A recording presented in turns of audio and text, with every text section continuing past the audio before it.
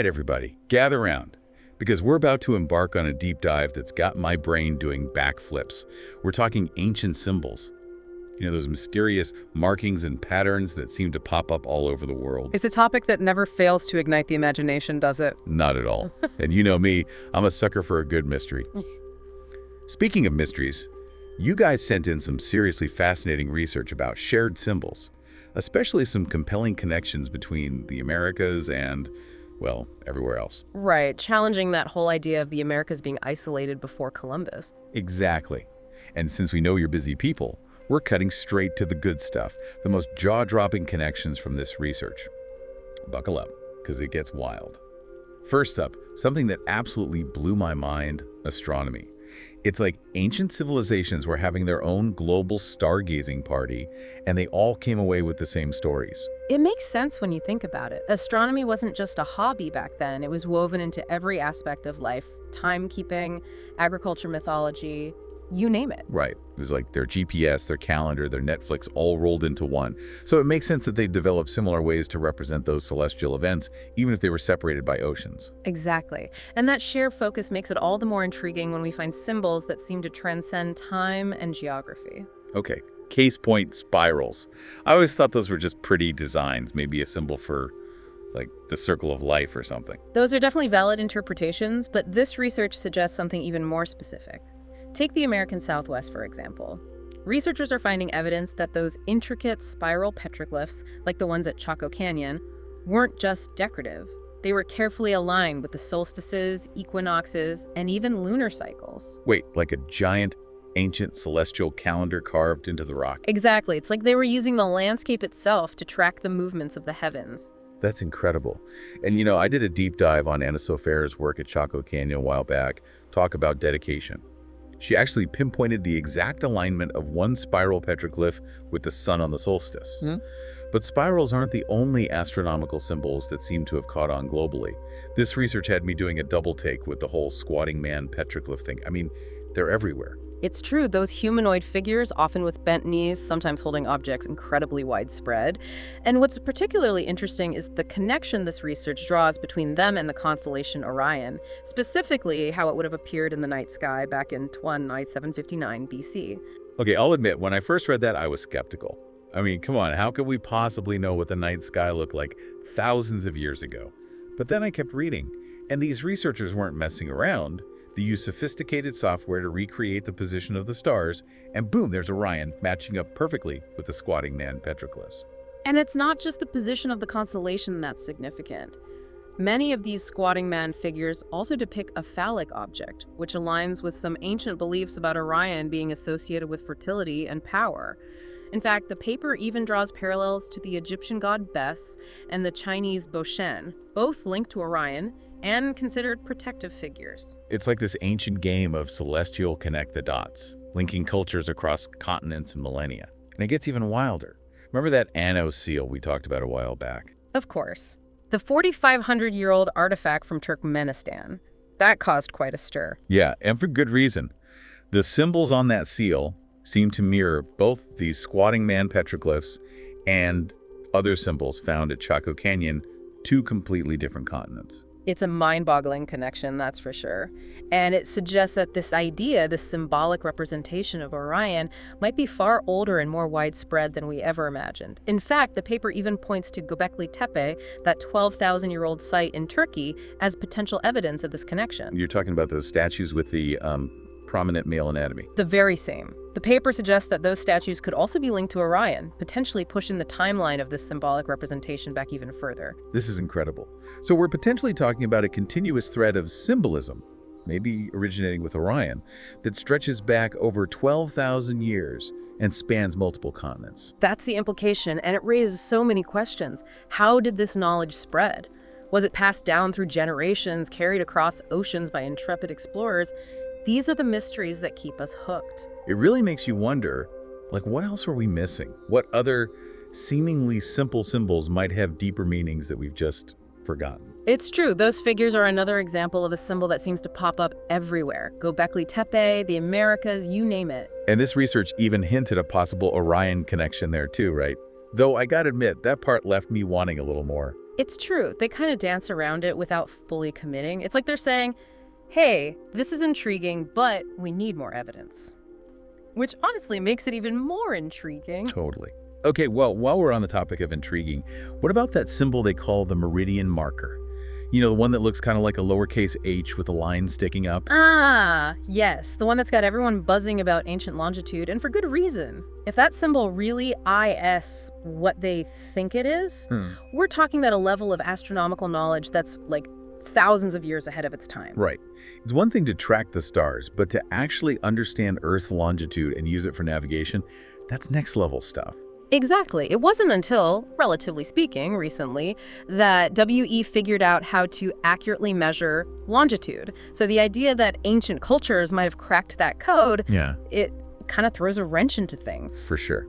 Especially when you consider this meridian marker isn't just in the Americas. The research mentions it appearing on petroglyphs, here AND, on a plate at Göbekli Tepe. And get this, similar symbols have popped up in Neolithic China and Iran. It's like they're all in some ancient cartographers club sharing notes. And to make it even more mind-boggling, the author points out this crazy coincidence, or maybe not so much of a coincidence. Remember Monument Hill? Refresh my memory. It's where they found this meridian marker petroglyph. And guess what else is on Monument Hill? A modern meridian marker put there by the U.S. government. No way. They basically put a modern marker right on top of the ancient one. Pretty much. It's like the ancients were sending a message through time, like, see, we were here, we knew what was up. Okay, that's officially the coolest thing I've heard all week. But seriously, how is it even possible these ancient cultures could understand longitude? They didn't have GPS. Right. That's the million-dollar question. The paper talks about the significance of the 30th parallel north, pointing out that a bunch of ancient civilizations were clustered around that latitude. Okay, yeah, I see where you're going with this. Yeah. So by carefully observing the stars from that specific location, they might have been able to figure out a way to determine longitude, like their own ancient GPS. Exactly. And it really speaks to a level of astronomical knowledge we're only just beginning to grasp. But let's not forget about the other celestial heavy hitters this research throws into the mix. We've got to talk about the cross and the swastika. Hit me. Those are some seriously loaded symbols. I was floored by the connection the research makes between them and, wait for it, a specific alignment of stars in 9177 BC. It's a bold claim, for sure. The idea that these symbols, which we so often associate with very specific things, might actually stem from a universal sky phenomenon, something visible to everyone on Earth. It really makes you think. It's like, what else are we missing? What other symbols that seem simple might actually hold deeper, more universal meanings that we've just forgotten? That's the beauty of research like this. It forces us to question everything and consider new possibilities, no matter how far out they might seem. Speaking of far out, can we add 8-pointed stars to the list of ancient symbols that make you go, Absolutely. Those stars aren't just pretty decorations, they're another piece of the puzzle. So I know the research mentions 8-pointed stars on everything from like Navajo blankets to ancient Chinese bronzes, but how do we know it's not just a coincidence? Well, that's where things get really interesting. Remember Arcturus? Refresh my memory, is that a Pokemon? Not quite. Arcturus is a bright star, and ancient cultures used it to mark what are called the 8 solar terms. Think of them like key points throughout the year that mark the Earth's journey around the sun. Right, kind of like solstices and equinoxes, but broken down into even more specific points in time. Yeah. So are you saying that both ancient Chinese astronomers, AND, say the Navajo people, were tracking the same star and using similar symbols to represent it? That's exactly what this research suggests, and the timeline adds up. This paper points to 8-pointed stars appearing on ancient Chinese artifacts dating back thousands of years, long before any known contact with the Americas. Okay, now I'm picturing some ancient astronomer, maybe 6,000 years ago, huddled over a fire, looking up at the night sky and thinking, I'm going to mark this down with an 8-pointed star. Maybe someone somewhere will understand what I mean. It's a beautiful thought. It really speaks to that shared human desire to find meaning in the cosmos, to connect with something larger than ourselves. It's like we're all under the same sky, sharing the same stories, even if we don't realize it. But speaking of shared stories, we can't forget about that rotating bird symbol, Cygnus the swan, right? You got it. Another celestial signpost that seems to have captured imaginations across the globe. The research mentions it appearing on everything from ancient Chinese artifacts to Native American pottery to even a piece they found in Britain. It's like a global game of spot the swan. And the prize, for most fascinating swan symbol goes to the Yuchi tribe. That's where things get really interesting. What caught your eye? Well, first of all, the Yuchi symbol is like a greatest hits compilation of all the other astronomical symbols we've been talking about. You've got the cross, the 8-pointed star, the rotating bird. It's like they took all these different elements and said, let's make a super symbol. It's true, the Yuchi symbol does seem to blend a lot of those motifs together. And when you consider the history of the Yuchi tribe, things get even more intriguing. This is where the conspiracy board part of my brain kicks in. Apparently there was a historical Yuchi tribe in China that disappeared around the same time these symbols start showing up in the Americas. Coincidence? Maybe. But then the paper throws in this little tidbit about Alaska natives potentially encountering people in Russian whaleskin boats long before recorded contact. Like they're saying, hey, what if there was more contact between these distant cultures than we realize? Definitely a possibility worth exploring. We're always learning new things about ancient migrations and cultural exchange, but let's not get so caught up in the stars that we forget about the more down-to-earth symbols like that ever-present wheel. Ah, yes, the wheel. It's everywhere. Petroglyphs, ancient Chinese bronzes, even my grandma's china cabinet. And yet, even with its seeming simplicity, the wheel is such a powerful symbol. It represents that cyclical nature of life, death, and rebirth. I love how the research connects it to the sun regaining its power after the winter solstice. Like even in the darkest times, there's always hope for renewal. Precisely. It's a message that truly transcends cultures and time periods. You know what else transcends cultures and time periods? Calendars. I was blown away by the section on calendars in this research. I mean, it's obvious that ancient people were paying attention to time, but the systems they developed are mind-boggling. Right. The petroglyphs depicting calendars are fascinating. We see evidence of 1,224 systems, similar to what we use today, but also a more intriguing 13-month lunar calendar and even potential 18-month systems. And remember that shell disk we talked about, the one from Tennessee. It apparently reflects a combined lunar A&D solar calendar, just like the one described in the paper. It really speaks to the ingenuity of these ancient astronomers. They were deciphering the movements of the heavens and using that knowledge to create systems for understanding time that were both practical and profound. It makes you realize we're not so different from those who came before us. We're all just trying to make sense of the world, you know, to find our place in all of it. It's a humbling thought. Totally. Okay, so we've covered a lot of ground, and I think it's safe to say the ancients were way more obsessed with the sky than I ever realized. But this research isn't just about astronomy, right? There are tons of other shared symbols that are just as mind-blowing. It's like the deeper we dig, the more we find, you know. Exactly. This research is like, just when you think you've got a handle on the astronomy part, it throws you a curveball with a whole new batch of symbols, the ones that go beyond just the stars. I think so. We're talking section 2, right? Beyond the stars, other shared symbols. Yeah. This is where my inner Indiana Jones was freaking out. Lines, dots, grids. It's almost like proto-writing or something. Fascinating, right? Those super basic elements, but they're the foundation of communication. And they're everywhere, across cultures, across time. Makes you think about that basic human urge to record stuff, make sense of the world through symbols. Oh, and then there were those leaf stems. Those were weird. Research talked about them maybe representing deities. That's one interpretation, yeah. And the paper brings up some good points, like similar symbols showing up on the heads of figures that DO seem to be deities in both ancient American and Indus Valley art. Because like a lot of these symbols, the exact meaning can be kind of slippery. It all depends on the context, the culture, the time period, like cracking a code. And I am here for a good code cracking session, especially when it comes to ancient mysteries. Speaking of which, what about those symbol sets that seem to be like denoting rulers or titles, kind of like those Egyptian cartouches you see on tombs? Exactly. Those symbols, they're about lineage, power, the link between rulers and the divine. It's how you establish authority, you know? Make it official with symbols that mean something deep to people. And sometimes those symbols point to something even more mysterious. That shaman wizard symbol, the one that pops up in Shang Dynasty writing and ancient American stuff, that one tripped me out. That's a compelling connection, no doubt. Shamans, spiritual guides, whatever you call them, they were big players in a lot of ancient societies. Healers, storytellers, the link between worlds. The fact that a symbol for that pops up in such different places kind of says something about how important that role was across cultures. Yeah, it's like no matter how different those cultures might seem on the surface, they shared that need for something more. something bigger than themselves. Precisely. Which brings us to what I think is the most mind-blowing part of this whole thing, using the human form itself as a symbol. Okay, you're talking about section 3, right? Human forms and the mysteries they hold. This is where the paper goes full ancient aliens on us, and I'm not even mad. Let's not get ahead of ourselves. But you're right, they make some bold claims here, starting with that whole Huang being more than just a character. Okay, remind me about Huang.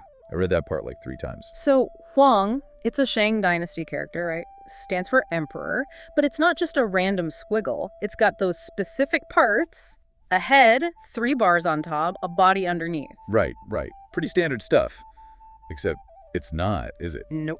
The paper then shows you these humanoid figures with the same 3 bars on their heads showing up in American petroglyphs. And those petroglyphs are old D, right? Yep. Like potentially older than the Shang writing system. So the symbol came first, then the writing. That's what they're suggesting, and it's a big deal if true. Means knowledge was potentially flowing from the Americas to China, which really flips the script on what we thought we knew. Okay, yeah, that one's going in my things that make me go, file for sure. But wait, there's more, right? What about that eye and hand symbol? So weird. Weird, but so interesting. It's on petroglyphs, Native American artifacts, even a Shang dynasty bronze. Right, and they're connecting it to, like, portals to the heavens, which is wild because you find similar beliefs in both ancient Chinese and Native American cultures. It's almost like they were looking at the same symbol, but interpreting it in their own way. And that's the beauty of these shared symbols, isn't it? They can show us not just contact, but a shared human desire to figure out the universe, that connection to something bigger. Speaking of connections, we can't forget those super basic human symbols. The handprints and footprints. I was wondering about those. Cave art, sure, but the paper suggested they might be more like offerings, acts of worship. Exactly. That act of putting your hand on something, leaving your mark. It's primal, powerful.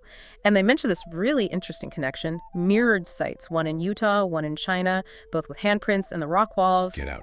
Mirrored sites, what are the odds? Right. And it gets even weirder. That Chinese cave, it also has those iron pipes that they baited to, get this, 150,000 years ago. 150,000 years. That predates, like, everything we've been talking about. What's the deal with the pipes? Honestly, nobody knows for sure. The paper mentions them, but they don't really offer an explanation. It's like a giant question mark they just left there. It's like the more we learn, the less we actually know. Yeah.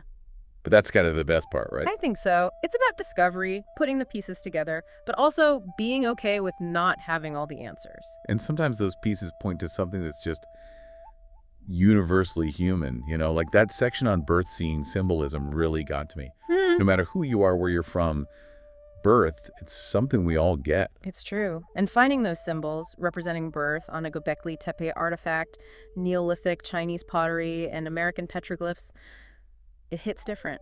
It's like they're saying, hey, we might not speak the same language, but we've all been there. It's a powerful thought. Okay, so big picture time. We've gone from stars to symbols of power, all the way to the core of what it means to be human. This deep dive has been a wild ride. It has. And honestly, I think it shows just how crucial it is to stay open-minded when it comes to history, you know? Archaeology, too. How so? We can't be afraid to question what we think we know. Just because we haven't found a Shang dynasty ship in the middle of the Pacific doesn't mean it never happened.